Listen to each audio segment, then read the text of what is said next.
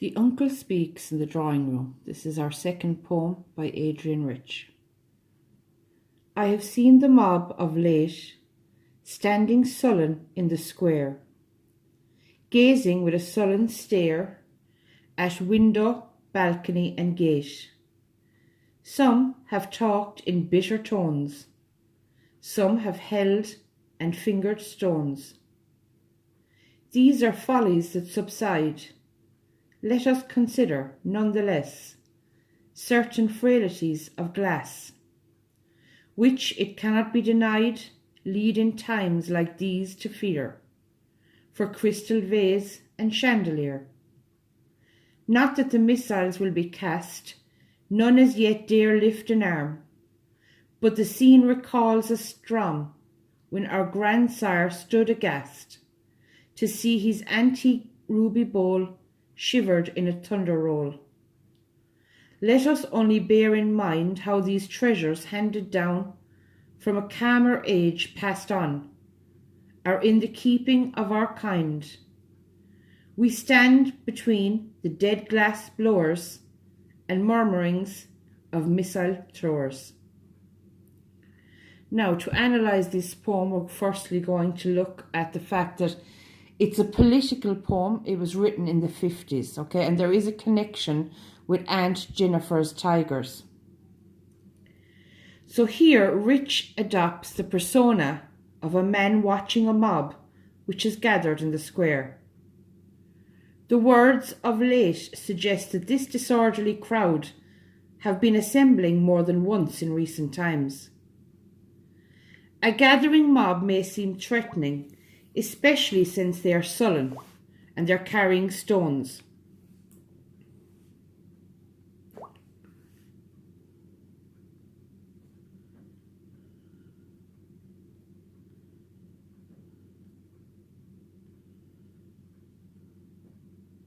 But the uncle does not seem to be unduly disturbed. He does not shout or rant, he simply speaks. By calling the crowd a mob, he seems to imply that he feels contemptuous towards them. There is no mention of the reason for the crowd's discontent, and the uncle does not seem to care why they are gathering in the square. He stands in the drawing room, which indicates to us, the reader, that he is wealthy and he is removed from these sullen people. Their concerns do not concern him, except they affect his possessions. The mob stare resentfully at the window, the balcony and the gate of the uncle's house.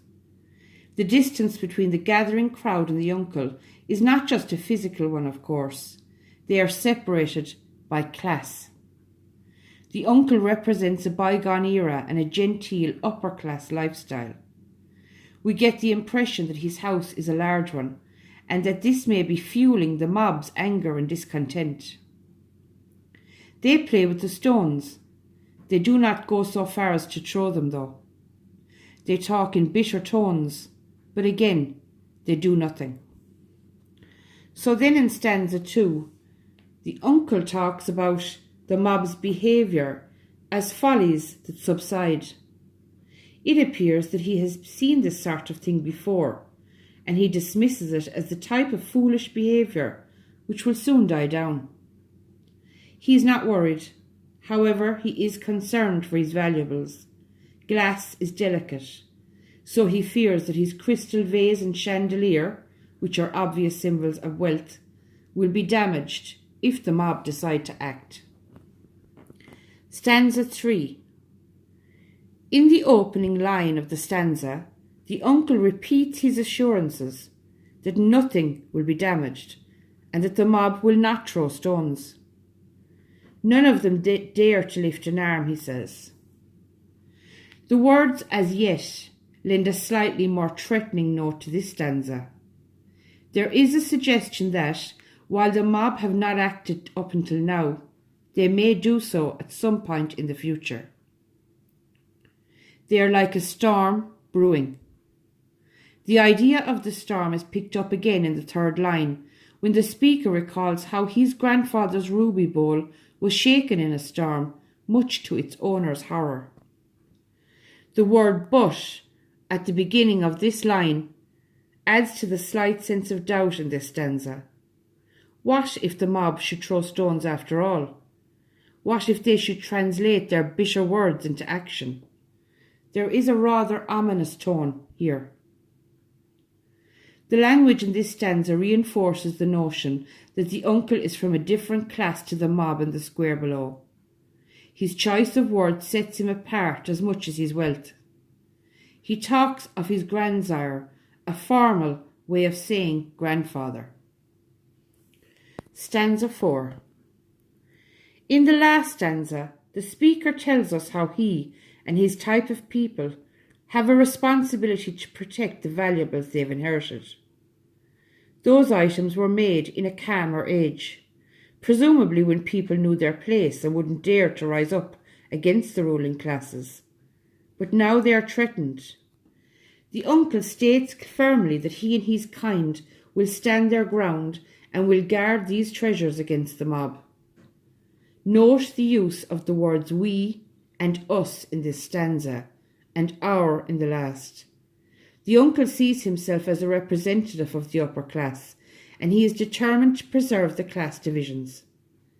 This poem is a metaphor for a political idea.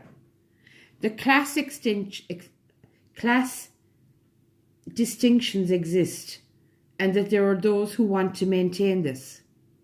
They view their life as far more important and valuable than that of the lower orders. Like the crystal vase, the chandelier and the ruby bowl, their social is both frail and precious in their eyes. If their class is threatened, they will defend it.